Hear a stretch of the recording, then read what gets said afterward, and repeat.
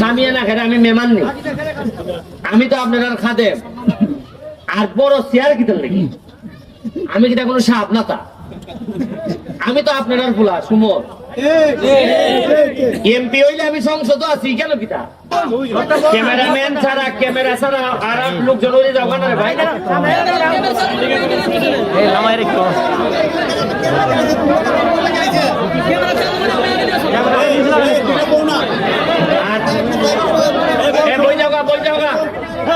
শান্তির মধ্যে দুইটা কথা হইতো।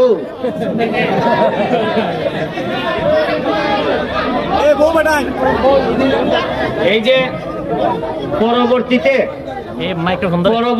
আমারে দাওয়াত দিলে বা আমি এমনি আইলে দাওয়াত চাও যদি আমি আই তাইলে এই ইটা করবা নাই যে কিতা কয়টারে সামিয়ানা খেলে আমি মেমান নেই, আমি তো আপনার খাদেম।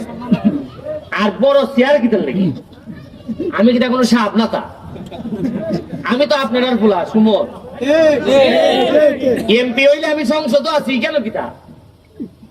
সংসদে যে বেটা চিনে না বেটা আমার এমপি হিসাবে করবো বা এমপি সাহেব আইসো এখানে তো আপনারা আমার দাফন কাফনের মানুষ, জানাজার মানুষ। আর এমপি কিটা 29 সালের পরে যদি না থাকে আমি তো জায়গার পক্ষে জায়গা জিমগে না নি। এবারে কিতা মানছে বলবো বহুত বাড়ছিল বাপরে বাপ, ওই এমপি যাইমো আমি ডাকলে উনতো না কেউ। আমি এটা বুঝি মানুষের হৃদয়ে জায়গা না নিলে চেয়ারের মধ্যে জায়গা লইয়া শান্তি হয় না। জায়গা নেওয়ার লাগে মানুষের কলজি হাত হৃদয়।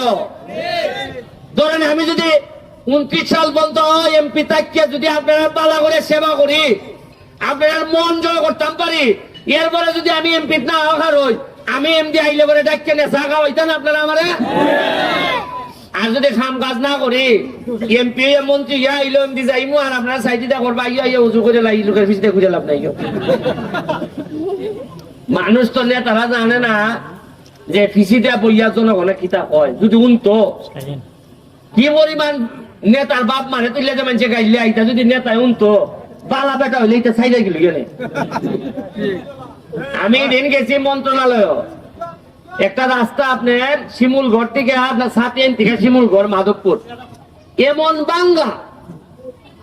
আমি গিয়া সচিব রেগিয়া কইতাছি যে ভাই সাহেব আমার একটু বাঁচাই। ওই কি তুই আপনি বিপদ পড়ছেন কিতা?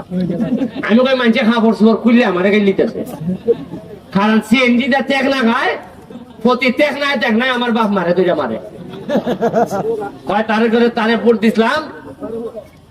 উনই যে গানো যাইতেছি মানুষের যেভাবে খামের কথা হয়, আমার যেমন লাগে যেমন গত 15-20 বছর ধরে কোনো খাম আইছি হই নাই দেশ। আচ্ছা ধরো খাম থাকতে পারে সাইটি দিয়া সিফা দিয়া মেইন রোডের ব্রিজ হয় না ওইছে না, তে খামটা হইছে কোন সময়? ধরেন আমি বলতাম যে মেইন রোড হইয়া শেষ আর ব্যারিস্টার তুমি আইছো ওকা মেইন রোডে তো খাস নাই রে বাবা, সিফাই সাফাই দেখো কোথা আসেনি পড়া। হ্যাঁ সিবা সাফাই তো আমায় তুমি পারতেছি না ভাইসা, মেইন রোডে আমার তারপরে লিতেছ ইটা কাম করো ইটা করো ইটা করো। আমি কুম্বালা আমি কইছিলাম নির্বাচনের আগে যে আমার মাহবুব ভাই যদি জায়গাও তাও আমার লেগে 2 বছরের খাজা নামাজ দেখে যাইতেছে। কইছিলাম নি আমি ওই আমি উনকা খাজা নামাজ পড়তেছি, উনকা আমার স্বপ্ন দেখার কথা। আমি সোনারঘাট মাধবপুরের মানুষের লইয়া কেমনে জজ বানাইতাম, ব্যারিস্টার বানাইতাম, ম্যাজিস্ট্রেট বানাইতাম, বড় আলেম বানাইতাম, খালি ইটা স্বপ্ন চিন্তা করতে আসলাম। আমি চিন্তা করতে আসলাম আমার মসজিদ কিভাবে 10 তলা হইতো, মন্দির কিভাবে উন্নত হইতো, আমার মসজিদ মাদ্রাসা কিভাবে বড় একটা 75 লাখ 5 কোটির একটা বিল্ডিং আনতাম, ইটা চিন্তা করতে আসলাম। এখনো আমার চিন্তা করার লাগতেছে যে খালি সিঁড়ি গাড়ি লিয়ে যাওয়া যায় না বলে ব্রিজ হয়েছে। আগে তো খালি সিঁড়ি আইতে না, এরপরে মাদ্রাসা বানাইতে। আচ্ছা আমি একটা জিনিস বুঝি না, আপনারা একটা ছোট বিচার দেওয়া যায় আসবা। 7 তারিখ নির্বাচন হয়েছে জানুয়ারির, আর আজকে চলে কয় তারিখ? জুন মাস, মে মাস, 5 মাস হয়েছে। কয় মাস হয়েছে? মানে আমি এমপি যে কয় মাস হয়েছে? 5 মাসে আমি বরাদ্দ পাইছি 29.5 কোটি টাকা। কত টাকা? আচ্ছা ভাই সাহেব আপনারা, আমিও তো রাজনীতি করছি, আপনারাও করছেন, আপনারাও বিভিন্ন নেতাদের সাথে যোগাযোগ আছে। চেয়ারম্যান, উপজেলা চেয়ারম্যান, এমপিদের সাথে যোগাযোগ আছে। গত 20 বছরে কোনদিন কোন নেতায় আইয়া কইছেন নি যে ভাই সাহেব আমরা 1 কোটি টাকা বরাদ্দ পাইছি? কেন অত শরম করে ভাই সাহেব? এই যে 29.5 কোটি টাকার বরাদ্দ আমার যে শেখ হাসিনা সরকার দিছে, এটা কি আমার বাপের টাকা না আপনার টাকা? আপনার টাকা আপনারা কইতে শরম করে? কারণটা কি তা? এবং এমনই দুর্ভাগ্য আমার, সারা বাংলাদেশের মধ্যে একমাত্র আমি এমপি যে সাহস করে আমার এলাকার মানুষ এবং সারা বাংলাদেশের মিডিয়ারে কইয়া দিছি যে আমি 29.5 কোটি টাকা পাইছি। আর কি একটা দেশও জন্মাইছি চিন্তা করুন।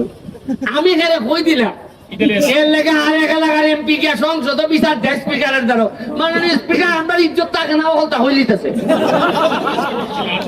মানে বুঝলেন আপনি, আপনি ক টাকা বরাদ্দ পাইছেন ই কথা খেয়ে কইছিলাম, এর লেগে আমার বিচার খারাপ করে দিছে। এই দেশে কিতা থাকতে আপনি